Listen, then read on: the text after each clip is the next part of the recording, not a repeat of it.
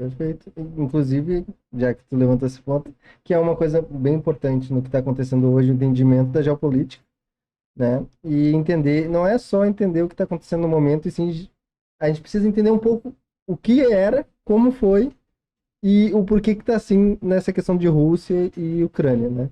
Porque isso já vinha faz tempo, a União Soviética, desde a separação, desde a independência, a Rússia não aceitou muito bem, e eu queria que você explicasse um pouco, porque a gente precisa de uma linha do tempo para que as pessoas entendam de fato o que está acontecendo, para que a gente consiga aprofundar em como está hoje, Claro. né?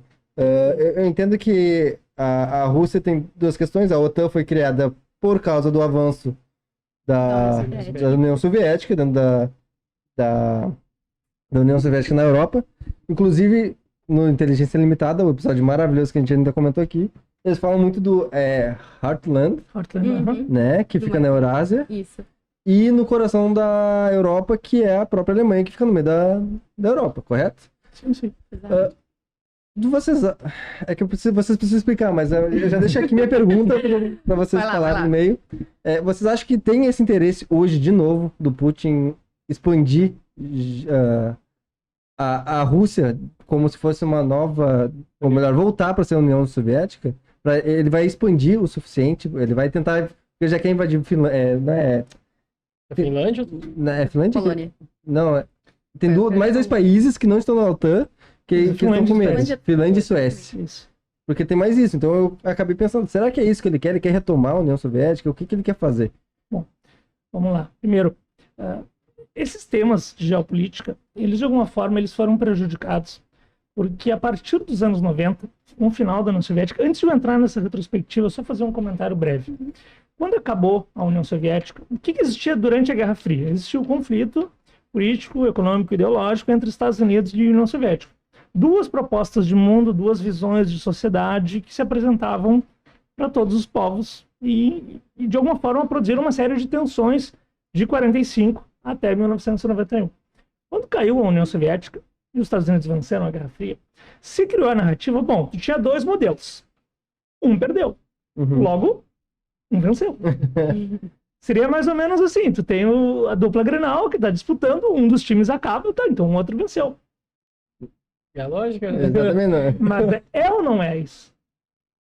O fim do Grêmio implicaria necessariamente o triunfo do Inter, ou o fim do Inter implicaria necessariamente o triunfo do Grêmio? Não. Foi mais ou menos isso que aconteceu. Se vendeu no mundo a ideia de, bom, os Estados Unidos são um modelo que triunfou, logo todos os demais países vão seguir esse ritmo. Então, vão adotar sistemas políticos semelhantes aos dos Estados Unidos, sistemas de produção semelhantes aos dos Estados Unidos, vão buscar a integração, vão buscar se aproveitar desse mundo que estava sendo coordenado pelos Estados Unidos. E, de alguma forma, se até falou na época de um fim da história.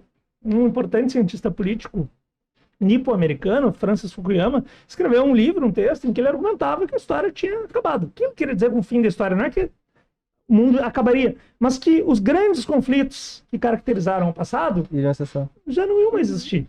Todo mundo ia mais ou menos seguir esse ritmo dos Estados Unidos e seriam conflitos menores. Essa visão, hoje em dia, a gente até ri um pouquinho dela. A gente está vendo que não é assim.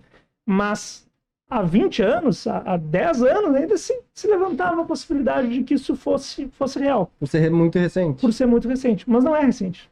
Ou seja, nos venderam uma promessa que não tem como ser cumprida. Sim. Por quê? Porque os recursos são desiguais, os países são desiguais, os modos de ver a política, a forma de entendimento não são iguais.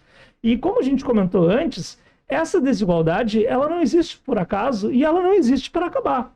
A pessoa que está numa posição de poder, ninguém abre mão de uma posição de poder. Ninguém quer ter menos poder amanhã do que tem hoje. É natural isso. Quem tinha mais poder no mundo naquele contexto eram os Estados Unidos. Eles não tinham intenção de que o poder do mundo fosse globalizado. E uma grande potência. Faz sentido. Não tem nenhum julgamento aqui. Só que, quando a gente leva isso em consideração, a gente tem que pensar também nas consequências do que a frase diz. Muitas vezes, nas relações internacionais, existem máximas, existem frases com as quais todo mundo concorda. Só que a gente esquece de pensar o que isso implica. Então, quando a gente pensa, bom, os Estados Unidos são a única grande superpotência do mundo. Acabou a União Soviética, os Estados Unidos são a única superpotência do mundo.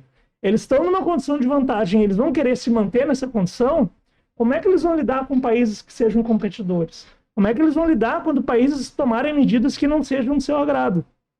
Eles vão gostar? Eles não vão gostar? Eles vão tentar impedir? Não vão tentar impedir? Tudo isso importa. Então, o que a gente está vendo agora é que essa narrativa não é verdadeira. Que existem ainda conflitos, existe potencial de discussões, de debates e de guerras, e vão seguir acontecendo.